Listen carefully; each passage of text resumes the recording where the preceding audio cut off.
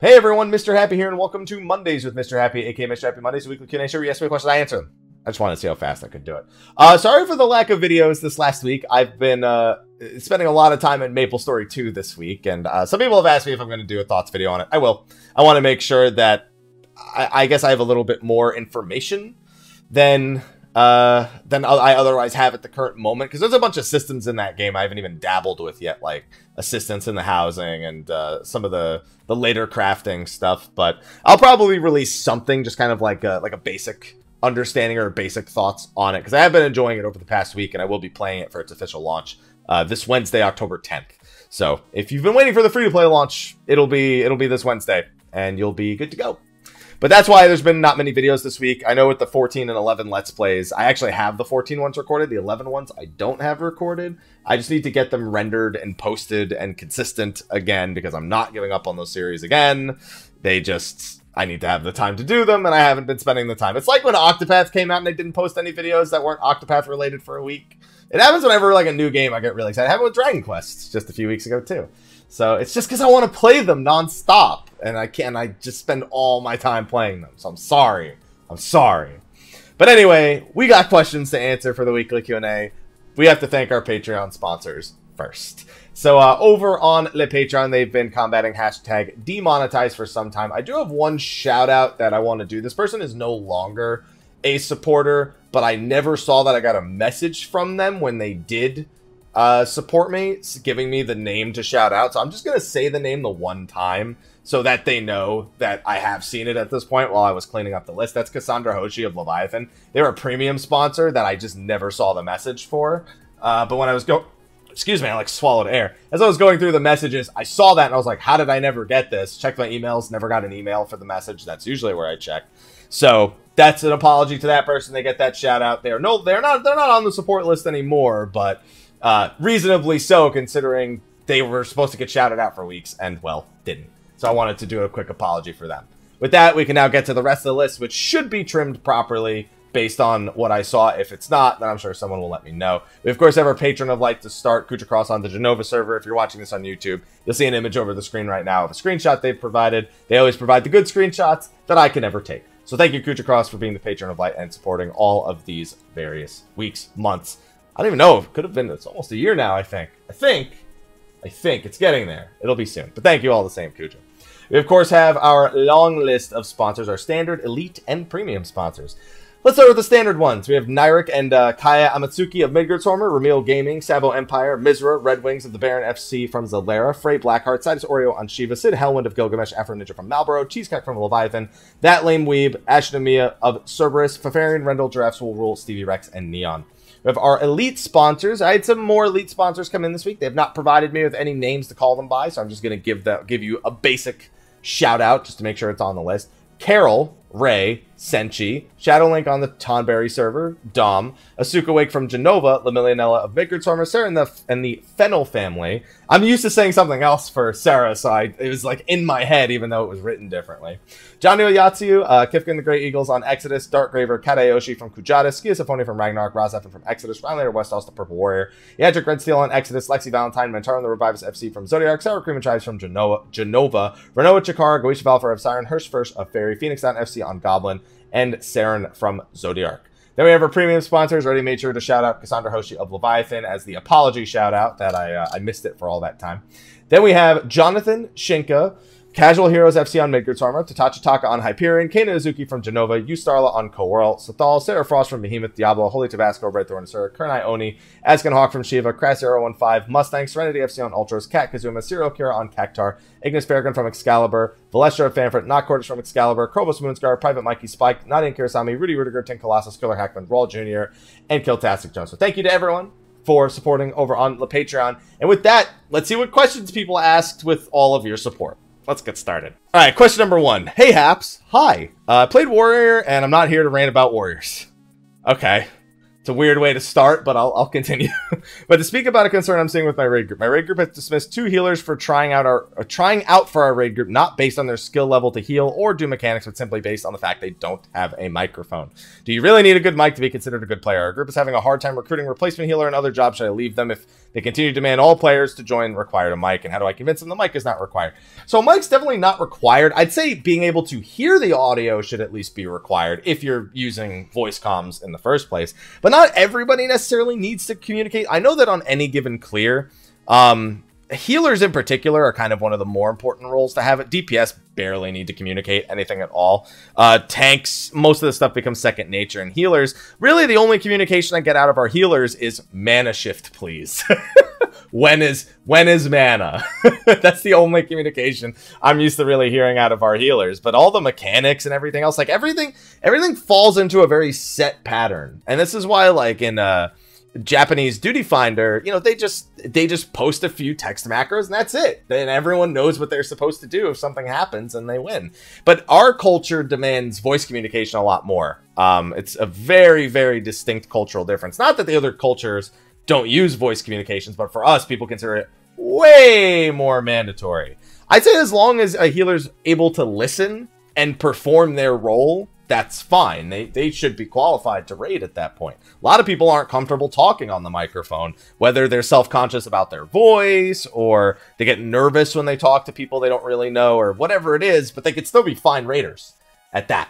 So it's a tough situation, but I think just straight up not accepting a good player because they are not willing to speak on the microphone shouldn't be a guarantee, when if they can do their job perfectly fine, they're good. The only problem is when you have things like 2 or 3 people die and your healers want to communicate, oh, I'll res this person, I'll res that person. Sometimes a macro is not good enough for that. Sometimes it's like you need to be able to communicate, do I have swift cast? Do you have swift cast? Is the caster going to res? Like things like that can sometimes be a little bit better. But I don't firmly believe you should just remove somebody because they're not willing to talk. Because I think about the communications that regularly go on when I'm raiding, and it's not a whole lot. It's maybe a word or two here and there. And these people who are not microphones probably have means of communicating that elsewhere.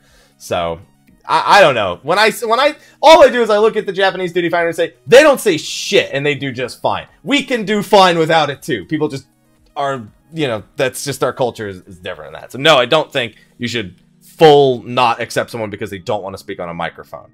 And if you guys can't get another healer, you'll need another raid group anyway, so it won't even be up to me. So best of luck with you in that situation. That was a good first question. Question number 2. Hi, Mr. Happy, monk of the Western world. Now that all the Savage fights are out, how would you rate each individual fight? We kind of covered this in State of the Realm, but I can do a quick once-over. You can also add extremes if you want. I don't want to. Most of the extremes I don't give a shit about. Mega's head in the battle, it's same animation as a Pisces head. I didn't definitely not want to notice that. I think they're almost all superior to the individual tier fights. Like you would compare 9 to 5 and 1, 9 would come out ahead. 10 to 2 and 6, I think 10 comes out ahead.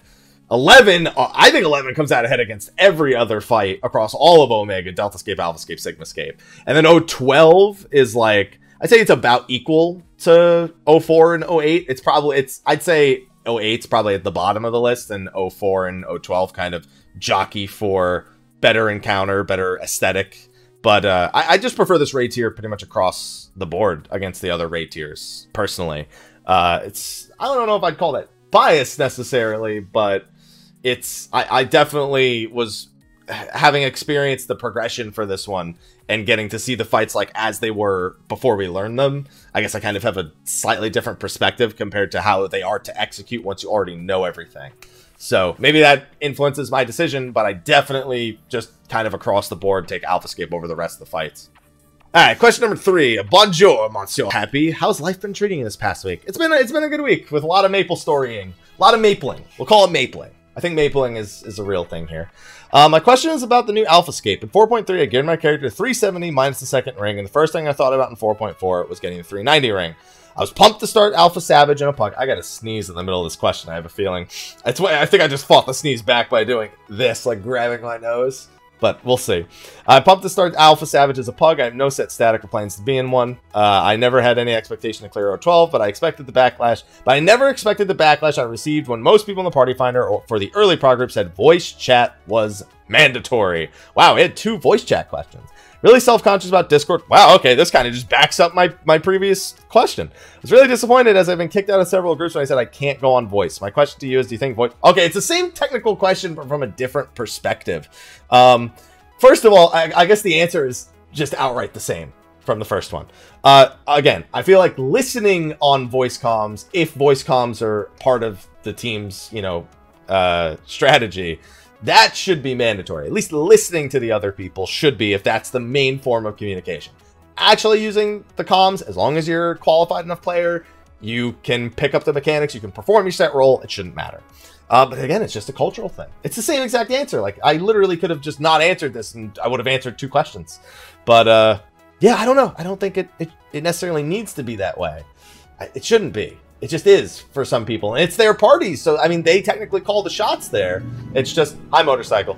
Jesus Christ. It's just, I don't agree with it. It's, I guess if you have no experience, it would be better for you. But it's the last thing you need to think about is one more thing on top of the raid itself. So, just as long as you play well enough, no, I don't think it should be mandatory. That's it. Sucks, but that's the way people treat it. Recentered my camera a little bit because I noticed I was hanging off to the right there.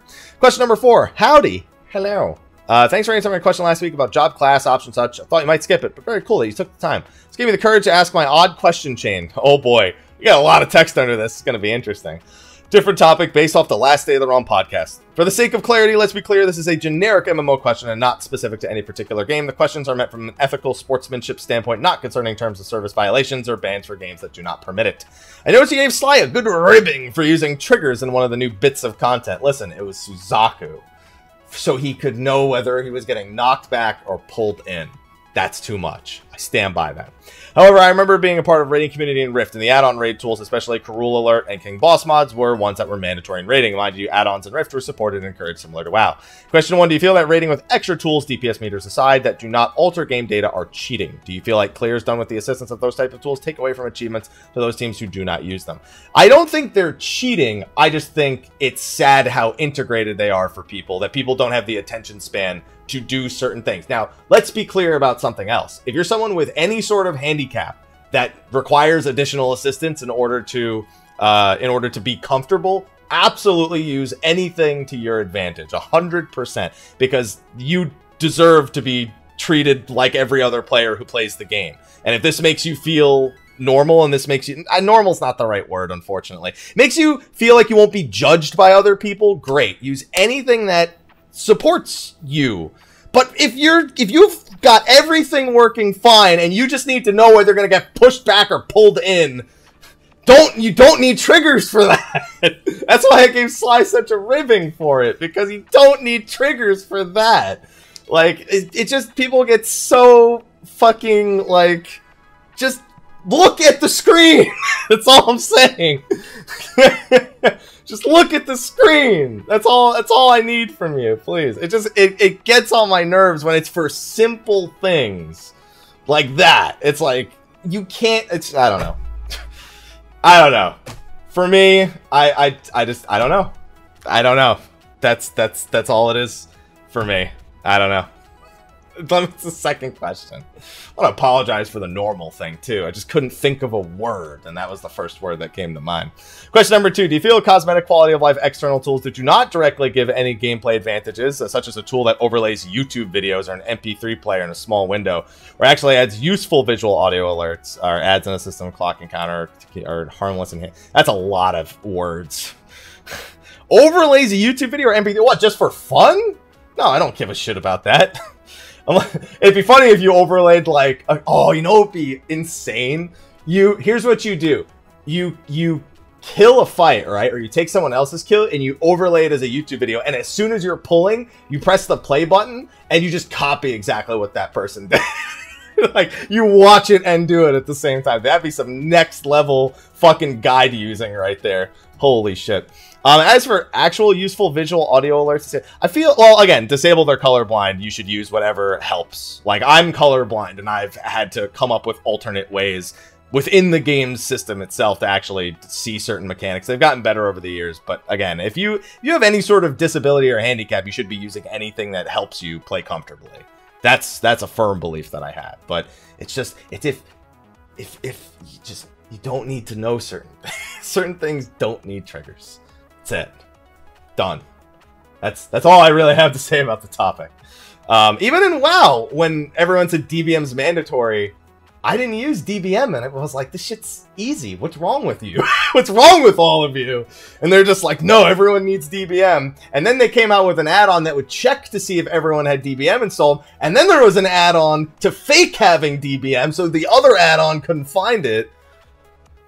Yo, that shit got out of control when it came to people wanting to make sure you had DBM. But even in WoW, I thought this shit was easy without DBM, and everyone's like, no, DBM's mandatory. I'm like, you guys suck. Anyway, that's how I feel. It's just how I feel about those things. If you're just completely able and able to read and see and hear and everything, you shouldn't need external tools.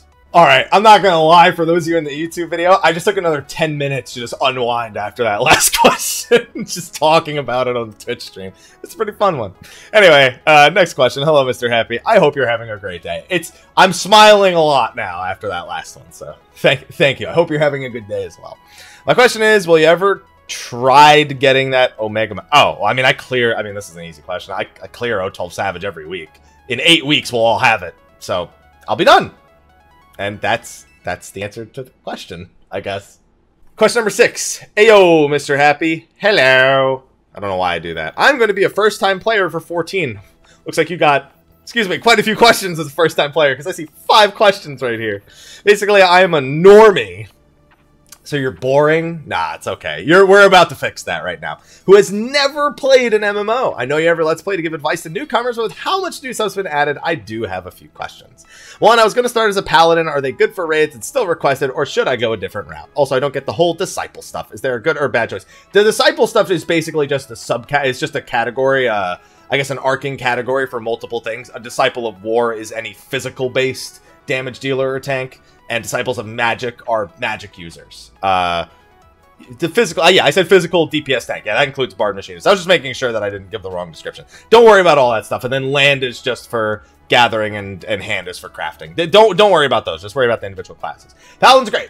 That's simple answer, simple question. People like tanks. People love paladins. So the answer is yes. People love it. Question number 2. What is your current recommendation when it comes to companies or other minor things like subclasses? There are no subclasses in the game. So one thing that's happened since doing the Let's Play series is there's no longer the there's no longer the need to level a second class to level 15. There's no longer class-specific actions that you need to unlock depending on which job you're leveling. So now there's just role actions, which all tanks have the same role actions. They don't need to level a second class in order to access those. And that's the same for the DPS and the healers. So just don't worry about any of it. As for the companies, those to me really don't matter. The Grand Company stuff's mostly about which glamour you'll be able to get. And also, if you were to queue with Allegiance into PvP, then it would matter for that too. But no one cares about queuing with Allegiance for PvP because nobody cares. So just queue without Allegiance and you'll be fine. Question number 3, but some raid bosses can be cleared solo like Bahamut. So the only bosses who can be cleared solo are old bosses. Those are not like designed to be solo. Those just people who are now level 70 soloing level 50 content. There's plenty of bosses that you can do that with. And especially if you want some of the A Realm Reborn primal mounts, a lot of people go back and solo those to try and get all the mounts and eventually get the Kieran mount as well. So there's plenty of bosses. It's not like it's a short list. It's a pretty long list. For I'm sorry if this sparks a war, but do you think if and when they implement Sephiroth? See, that's some fucking confidence right there. We all know it'll happen at some point. Like, there is going to be a day where Square Enix looks at their subscribers and goes, man, we're losing subscribers. Press Sephiroth button. There you go. We all know it's going to happen. We don't want it to happen. But, yeah, I will fight it tooth and nail as well. There's going to be that day. It's going to happen at some point.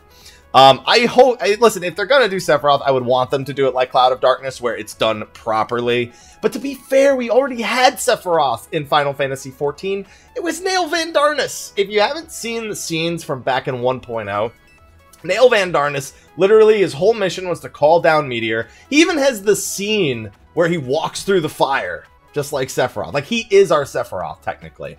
But, technically, all that stuff happened in 1.0. We can't really do it much anymore.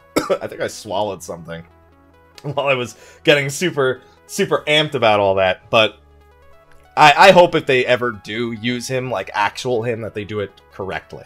I need to take a cut before I go to the last question you have, because I need to cough badly. Okay, I'm back from almost dying of laughter from the last one. And the final question that you had was, with Stormblood having an Eastern feel, will there be an expansion that is similar to 7? I actually think 5.0's expansion is going to be the one that's very similar to 7. There's a lot of technologically advanced cities across Final Fantasy I expect to appear in 5.0 with Garlemald. And Midgar is among them. I expect to see Balam Garden. I expect to see all the gardens, to be honest. I don't know if I don't know if they're gonna move, but I expect them these kind of things to be integrated. Anything that was technologically advanced at all in any of the Final Fantasy games, I expect to appear in some capacity in 5.0. However, I better not see Sephiroth, or I'm gonna be really upset. So I'm just gonna leave it at that, because you say it yourself. You're Sephiroth fanboy. So, I'm just going to say I hope it doesn't happen. Because I'm in that boat. I don't want it to happen. I want original stuff. Or I want it to be done smartly. If it's done smartly, I'll accept it. But I'm still not, like... I don't want it. I'm in that boat. You can be in the boat that does want it. I'm going to be in the boat that doesn't want it. Right along Blitzball. Don't do that either. Anyway, thank you for your questions. And hopefully you enjoy your time as a new player in Final Fantasy XIV. Question number 7. Hey, it's the Appy Man. How you doing? I'm doing alright. You doing alright? I'm doing alright. Just made some burgers. I made some juicy burgers. I haven't had a juicy burger in a while. Thank you for the offer of the burger. As we just had the Monster Hunter World collab event. Hey, we still have it. It's permanent content, remember? My question is, which series would you like to see 14 do a collaboration with? We've had 13, Monster Hunter, 11, maybe Nier, Dragon Quest, or 15. Dude, I've given up on the 15 event. They talked about it for so long, and then we got the Monster Hunter one. I've given up on 15. Dragon Quest we've had. So we had a Dragon Quest 11 event. We had a Final Fantasy 11 event. Nier, I've seen a lot of people ask for. I guess I'm not really like... I wasn't super into Nier. Like, I'm when it comes to combat that's like that in those games, I always kind of lean towards Devil May Cry, and it's kind of like... That's the rose-tinted glasses where, like, I never went through playing Bayonetta because it wasn't Devil May Cry. It's like Devil May Cry, but it wasn't Devil May Cry to me, so I didn't play it. So I'm just kind of not the right person to ask about Nier. Overall, I think it's a good game from what I've seen of it, but it's just never really grabbed my attention because it just makes me go, man, I hope I get another Devil May Cry game, and I am. But anyway, I don't know, man. I don't really care much about collaborations. When they do one that's cool, I'll appreciate it. I actually really like the Monster Hunter collaboration on both sides. And then you have Yokai Watch, and I'm like, I could do without collaborations, I think. when they're done in that way, I think most people would agree. But yeah, so I don't really have an answer, but I'm not opposed to them as long as they're done well. All right, question number 8. Hey, how you doing? I'm doing all right. You doing all right? I'm doing all right. First time bonus to take 1 page of each floor of Alexander Savage and a weapon coffer. I already have my weapon, but I'll still take it. Thank you. Anyway, the white mage on my raid static knows that every O12 Savage clear on our server has been with a Scholar and Astro composition, that no white mages from Behemoth have posted a clear video. Are white mages currently out of the meta? Are fewer people playing them and going into the final Stormblood raid tier? So this is actually a very interesting topic. Because yes, I would say white mage is the least desired of the 3 healers for the way that Alphascape is designed in particular. The biggest thing is Hello World, which is a major mechanic in O12 Savage, in that there's not really much an ability to group up and do individual heals, and there's quite a bit of instances where having the mobility of healing in both 11 and 12 is a little more valuable than having the stack up and instantly heal everyone to full with Cure 3 option. Not that it's not usable. We used White Mage in our first week clear, because we didn't feel like having our White Mage, who was already learning the fight as a White Mage, swap to Astro because it was becoming more popular because of the way the healing worked, plus meeting the DPS checks in the early weeks was just a lot easier with an Astro. So as they're as out of meta as they can get, but they're not useless. It's just that their most useful thing is not as efficient here as it is in other content. So yeah, less people are definitely playing them, but white mages can do fine. We did it, you can do it, so don't worry too much about it. Make him the first white mage on your server to post a clear. There you go. Shout out to the Eorzea Trade Company FC on Behemoth and the 8 Devils of Come On raid static. You're all devils. It's okay. Devils. I've done some deals with the devils in the past 2 weeks on Twitch, and it looks like it's in the form of red biddies, and it's scary. So, I'm scared when I see the word devil now. Still going almost 3 years. That's rare to keep a static together that long, so that's a good thing. Watch both Mondays, Mr. Happy to stay the room every week, and have for years. Thank you for all you do, and hope to meet you at FanFest. You will. I'll do a meet and greet at FanFest somehow. I don't know exactly how I'm going to do it in the Rio, but I'll figure out a way. Anyway, yeah, I'll see you at FanFest, and get that clear with the White Mage. You could do it. Question number 9. Hey, Mr. Happy. Hi. Quick 2 questions. It's really quick. This is all the text. All right. I got my girl to pick up 14 and got her to watch some videos. Mainly yours. Winky face. Okay. And she has narrowed down her class choice to Black Mage or Bard. Ooh, those are 2 very different. I would say pick Bard as a new player. Black Mage, here's the thing. If you get good as Black Mage as your first job, you will never worry about positioning on any other job because Black Mage is the master of learning positioning. Bard's a lot easier to pick up and play, though. So that would be the better new player one between the 2, personally. Also, she's going to be playing on PC, and I'm on PS4, so do you know a way for you to lock the camera behind the player? I don't know if I'm interpreting that. Hold on, I actually have the game open. You might just be referring to standard control scheme, because mine's always behind me, unless I turn the camera with left click. So I'm assuming that it's just your standard type. Your standard movement settings, as I'm assuming what you're referring to, unless you're referring to something else. Yeah, because mine's always behind me. I hope I'm understanding that correctly, because yeah, my camera is always behind me, so I don't know if there's another setting for it. My camera's always been behind me forever. So now I'm like going through. Let's see, general, target, camera, item, UI, hotbar, target, camera. Chat mode, cutscene, camera controls, third-person camera, first-person camera.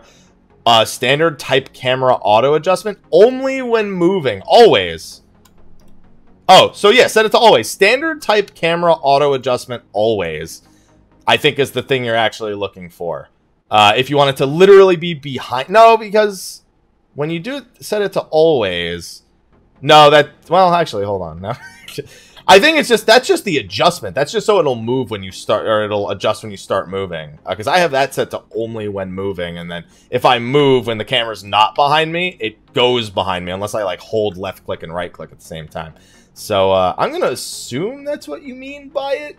I'm gonna hope I'm right, and yeah, try that, because I think that's what it's default set to. Alright, question number 10. It's the first time here, and I only recently got back into 14 and am enjoying myself. I'm playing a little bit of catch-up, but being gone for 2 years hasn't done much to me since I was able to get my O12 kill day 1. You mean O12 normal, because nobody killed O12 Savage day 1. So that's fine. That's fine. Oh yeah, you just got back. So yeah, you got caught up. That means you got caught up and you're good to go. You got to get the gear, now you're going to Savage and Gucci. From what I want to ask is, how do you like PvP in 14? Oh. Okay, let me read the rest of the question before I do this. I just remembered it was a thing. Yeah, that speaks volumes. That speaks volumes about the rest of the... I don't know if I need to read the rest at this point. And I love the idea of the hotbar being shorter by making combo strings tied to one button. Do you think they could do something like this in PvE, since classes like Sam have quite a few skills, and on PS4 you have to cycle through 2 or 3 hotbars? What do you think about the wait times for PvP? It seems you have to play at very specific set times if you want to really do them, and the glamour you get looks pretty cool. For my last question, do you think the relic weapon are something to go for? Because I used to farm them, I found out I could just farm Eureka to skip a bunch of steps, and Ultima versions look so cool for me. Well, Ultima's from Ultimate, so that's not something you'll just casually get, just so you know. For the... okay, let me answer the relic question thing first. Relic weapons are good if you do not access many of the alternatives. If you don't raid, if you're not planning on getting the upgrades for the tombstone weapon, if you don't want to do 7 weeks of O12, or if you just want something to work on in the long run, or you like the way it looks. Those are some decent reasons to get a relic, so I'll at least give you that one. How do I like PvP in 14? I liked it better before 4.0. Actually, 3.4 or 3.5, when they took out the ability to communicate via direct chat, you could only communicate with pre-made, I guess, macros or pre-made buttons that like will just post text automatically. I don't like it. It's just, it really kills PvP a lot for me. I understand you wanna prevent people from like shit talking constantly and like ruining the atmosphere. But I hate this alternate way of communicating. I just don't like it. As for the PvE thing, I don't think that's necessary. With PvP, the reason why those kinds of hotbars make sense is because PvP is supposed to be more about situational awareness, because it's never the same situation twice. Every PvP game should have a unique feel, should have a unique clash of playstyles between the opposing teams. Everyone has sort of similar idea, but a different execution, and it's never the same every time. So when you're trying to focus on all those elements, plus, you know, the spatial awareness of where people might be, because nothing is set in stone, it makes sense to have these buttons kind of mesh together, because they shouldn't be your main focus. They should be leaving you enough of an opportunity to focus on your surroundings more. With PvE, it's static every single time. So they need to test your skill in some way. If they condense these buttons a little too much, then all of a sudden you're eliminating a lot of, I guess, what needs to be your attention span versus your dexterity on the actual keyboard. It kind of just dulls down something that doesn't need to be dulled down. And I understand the button argument of it, like, of there's being too many buttons. And I think with roll actions going back up to 10 plus duty actions, they kind of just keep compounding this issue. I don't know what the eventual thing is, but I don't necessarily want one button becoming like Dragoon 5 buttons per se. And also some of the jobs need to change. Monk can't really work that way unless they rework it to actually have our skills work like the PvP skills. Dragoon, you sort of can. Yeah, Dragoon would actually work fine, because Dragoon, after you hit a certain level, it would be fine. Before that, before you already know the exact order they're going to be in, then it's a little bit different. And it just doesn't work for every class either. There are jobs that just don't have combination buttons like that altogether.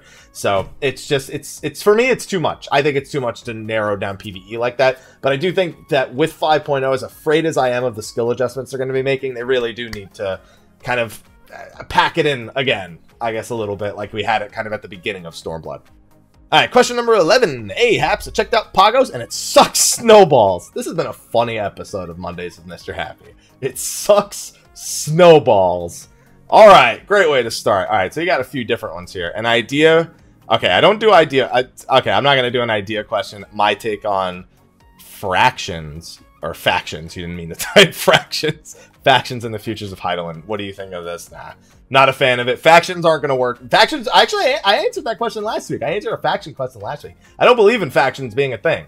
It just doesn't make sense for us to divide the player base after having everyone accessible to each other after all this time. That being said, I'll take the trade in Wind, Snow, and Fire, and so on. Do you think we should be able to trade all the crystals in for the other Val regions crystals as a nerf to the grinder suggestion of a nerf at the end? I think it would make sense to transfer the crystals from the newer zones back to crystals of the older zones, because that way if you have a relic that's like way behind, you can still kind of access the you can still kind of work on it while not needing to go back to all the old content if you don't have enough of those crystals. But taking like the wind crystals from Onamos and turning them into the snow crystals of Pagos, no, I don't really see much of a point, because you need to go through the newer zones when you're getting your levels anyway. Well, in theory, you have your challenge log technically, so you could stay in Onamos the whole time if you wanted to. No, I don't think, I guess it technically, by the time the next expansion comes out, there's really no harm in it either way. They're going to nerf it into the ground anyway. Even right now, you can solo to 35 and get your light. It takes a while because the soloing is mostly reliant on the challenge log, but being able to solo get your light by going to the bunny fate and sinking down and killing the wolves in that area, I mean, that's efficient. Believe it or not, it's relatively efficient for solo. It's then you also have dragons, Anubis, and you have NMs if you want to AFK or run to those, or just do NM spawning. It's like all these things like already work. So I don't really think we need to be able to trade up as opposed to just going to the next zone and doing the next zone's worth of stuff. Okay, and then we have the final question over on the forums, and then we'll see if Twitch chat has any questions I want to include in the video this week. Hey, Mr. Happy, I hope all is well. All is doing swell. It's been a hilarious Monday video. First time askers have a bonus of a Deathless Savage raid week. You can't promise that. You can't promise that. I wanted to get your thoughts about extreme primal fights in the next expansion, mainly if more than one weapon should drop at the end of fights. Currently, people are expecting at least 2 jobs, bringing us to a total of 17. That's still speculation at this point, but it's still a 1 in 17 chance of getting a weapon on your class, and it seems pretty low. I've been getting pretty unlucky lately. I haven't seen a healer weapon drop in 30 Suzaku runs. I'm assuming, okay, yeah, I know you can still, okay. Even if it's just a low chance, do you think multiple weapons should be able to drop? I know you can still buy with 10 totems, so it makes gearing up alt jobs much harder. You know, I do think that the loot system overall, as more jobs are introduced, kind of all of the loot systems across the board probably need to play catch up with it a little bit. So I don't think it's entirely unfounded. Like you said, in 10 kills, you will get at least one weapon of your choice, but you're extending the primal. Basically, every time you add a new job, you're making it so that if someone wants every weapon, which is not a whole lot of people, that's essentially 20 more fights they need to do. If we were to add 2 jobs, it would add 20 more fights you need to do, assuming you never get the drop that you actually want. So I think that this question is broader than just Extreme Primals. I do actually think the game's own loot system probably could use an update based on the number of jobs, versus, especially if they are going to create any more unique loots. Like, you know, when we got scouting, a lot of people were like, oh my goodness, great, exactly what we needed, another one. And then I think even initially they split maiming and striking at some point. I don't think it was always that way. I remember having that discussion recently. And yeah, yeah. I think we could definitely use an update to everything across the board. Dungeons. I think dungeons actually, with how much loot they drop now, are probably fine. But raids and primals, yeah, could probably use an extra drop somewhere along the line. Maybe 3 pieces instead of 2 pieces outside of the weaves and the, I guess, the upgrade materials for the tomestones plus the coffer. With the weapon coffer, it might actually be okay the way it is now. I think the final fights in each tier are actually okay. Body piece luck is whatever, but in 8 weeks, you'd automatically have a body plus your weapon anyway, assuming you get a coffer, and you should, as long as you're doing it with a static. So I think really it's just the rest of them that need to get caught up, including the Extreme Primals. Pretty good question. Caught me off guard with that one, but yeah. Good one. Anyway, we're going to see if the Twitch chat has any questions I want to include in the video. If not, the next thing you guys see on YouTube will be me just cutting to the end of the video, but we'll see. Twitch, we'll see what you got. All right, so I almost didn't put it in the video, but the last, like, several weeks, I haven't put any questions in the video, even if they've been, like, discussions we've had on the Twitch side of things. But I'm going to include this one just because it kind of mimics a question, but on the other side of the spectrum. So we have this person asking, Mr. Happy, what do you feel has been the weakest of the raid fights so far in Stormblood? So I'm going to exclude the primals, which Lakshmi would probably be at the bottom of the list for that one. The weakest of the raid fights has definitely been Ultraroid. I think 06 Savage came very close to becoming, my opinion, the weakest of the raid fights. But Ultraroid technically, he demands a certain amount of skills, but he doesn't really require anything unique. Like when I look at Phantom Train, and even when I look at 06, at least 06 has, I mean, I don't like them, but it has the duty actions, it has the different patterns. And I think the biggest mark they missed with 06 was it being literally the same rotation throughout the whole fight. If 06 was more like Chaos, where it wasn't always the same painting combinations, and you kind of just needed to see where they were tethered and react, but they could only be certain combinations overall, I think it would have been much better. Almost designed more like Guardian, more like Chaos. But Ultraroid is just, it doesn't really feel like a Savage fight. So for me, that kind of just takes the cake. It was normal. They took the rails off and added like 1 extra AoE in there, and they called it a fight. So Ultraroid definitely sits at the bottom of my list. And I think he's even going all the way back to Coil. Coil has some of the first Coil has some of the worst designed bosses, because they were the first bosses they made for the MMO, and they made them very simple. I'd rather go back and fight Caduceus and like ADS normally than do Ultraroid again, because I was just so not invested in that fight. All right, the next question I had from the Twitch chat, and this is an interesting one. I chose this one because I think it's a very interesting topic. Do you feel like some people are asking you questions? It's a question about why people ask me questions. Because they feel you are an authority that can be used to settle debates. And do you feel you are obligated to answer them because they are looking up to you as an authority? So I definitely feel like the first part of your question is true. People see me as an authority, and to be fair, back in A Realm Reborn, I wanted to be an authority on everything. Since Heavensward, or even since the end of A Realm Reborn, I've made sure that if I don't have answers to things, I can try to, I'll tell you, I'm only trying to regurgitate what I've heard, or I'll pass you on to someone who's an authority. Like if someone asking me, hey Haps, what do you think of this Black Mage rotation? I'll be like, I don't fucking know. Ask Sphia or, what's the other guy's name? I always go to Sphia, but there's another Black Mage guy who does some really good YouTube stuff, and his name, I'm sure I'll see it in the Twitch chat at some point.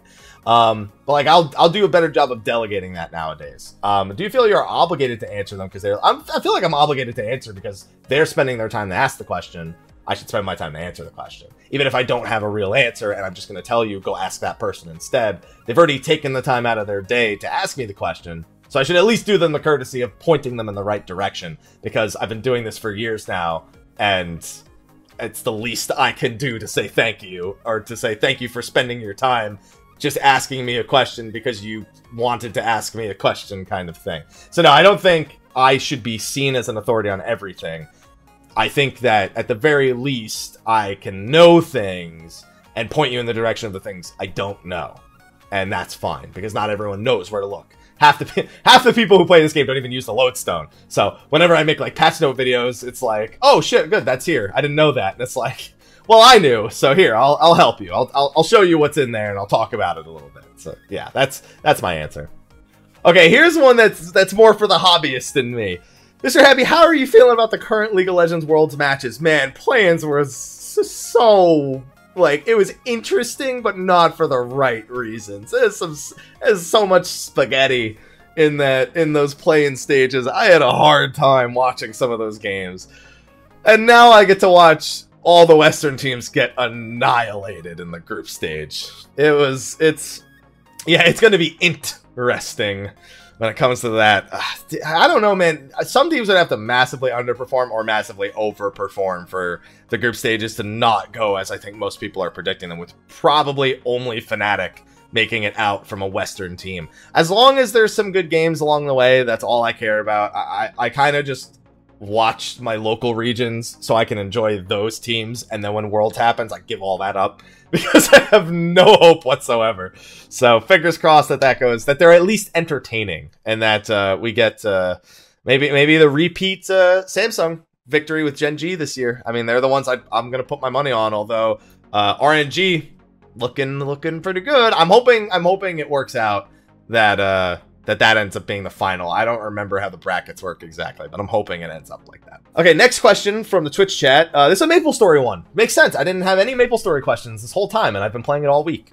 So, Mr. Happy, I've always wanted to get into the MapleStory games. First of all, I'll say that I only have a good amount of experience at this point with MapleStory 2. I had a girlfriend who tried getting me into MapleStory 1. Let's just say we didn't work out for very long. So we just had it's very clear that our interests were going to disalign very quickly when it came to how I handled that relationship in regards to MapleStory. I was like, yeah, I'm sorry, I'm not playing this game at all. And she would spend all her time playing it, and then I would spend all my time playing something else. And be like, it's not. I was like, I'll see you later. I'll see you later. That was about it. So that one didn't work out. So I don't have much experience with MapleStory 1. And with a new release now, seems it's a good time to get into MapleStory, but people are talking about it being pay to win. Is it a concern? So MapleStory 1 definitely has some pay to win options. I don't know about MapleStory M, which is supposed to be a mobile version of MapleStory 1. MapleStory 2, they've been pretty careful thus far. The Korean version of MapleStory 2 has tons of pay to win stuff. Just to name a few off the top of the head, Luma Stones is a big one. They were required in order to unlock sockets. They took those out in the global version. There were stats on cosmetics in the Korean version. Took those out in the global version. Used to be able to do after 2 resurrects in a fight. It used to cost real money currency to resurrect. They took that out in the full version. Used to be able to buy metal lures in the Korean version, which would allow you with fishing to fish up raid gear, or fish up gear that was better than raid gear. That's gone in the global version. So all the stuff that was like actually pay to win in the global version, they made a huge post saying we're getting rid of all these things because it's pay to win. The West doesn't want pay to win. We understand that, so we're getting rid of it. Does it stay that way? We have to wait and see. But for the current time being, some people consider EXP boosts and stuff like that pay to win. I consider that pay to convenience. So it's going to be a determining factor of, you know, how do people feel about inventory expansions, assistance in the houses, things like that. That determine how people really individually determine pay to win. So, but all the other stuff that would actually affect your stats and your efficiency in the content, that stuff has been removed for the global version. So if there is one you want to get into that's not pay to win, it's going to be MapleStory 2 for the time being. We'll revisit this topic in a few months, in 3 months, 6 months, to see how they're actually handling it at that point. Because I think that's a big thing people are going to be looking at as time goes on. There is PvP, although I don't think it's enabled in the current head start. I think it's going to be enabled on the 10th for the free-to-play launch. And then there's dungeons and raids, there's housing, there's performance. A lot of stuff that kind of draws parallels to 14. And that you could definitely spend a lot of time with that isn't strictly just doing the dungeons and raids and gearing up and getting gear score and all that stuff. All right, and the last question I'm going to take for the YouTube video, so I got a good chunk of Twitch questions in here.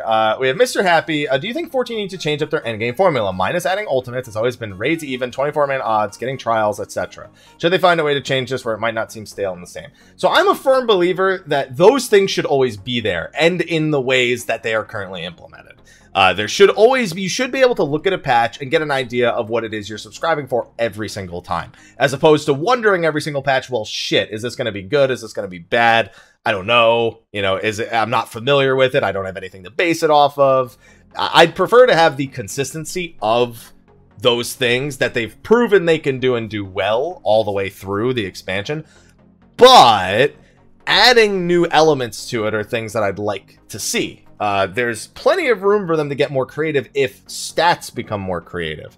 Unless that happens, then they can add other things to do, but it's hard to determine if they would add actual sort of additions to the way endgame scaling is done. Like, I love maps.